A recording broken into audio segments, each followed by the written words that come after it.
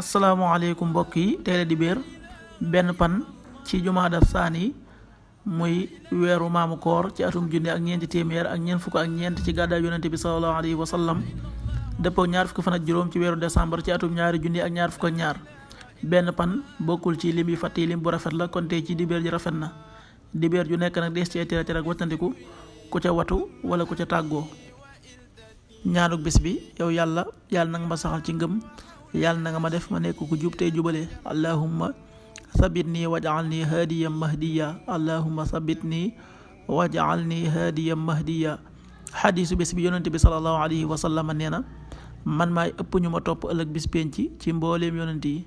te man maay kiy njëkk a fëgg buntu ba àjjana xadiis bi muslim nettali na ko qaala rasulullahi sallallahu alayhi wa sallam ana aksarul anbiyaai tabaan yowma alqiyaama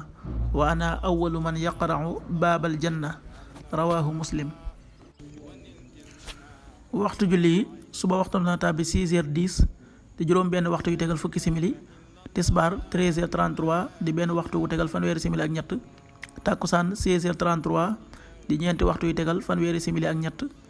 timis 18h48 di juróom benn waxtu yu tegal ñeent fukki simili ak juróom ñett gee 19h59 di juróom-ñaari waxtu yu tegal juróom fukki simili ak juróom-ñaar loolu mooy waxtu julli ci Touba ak li ko wër bu fekkee nekkoo Touba soo ko féetee penku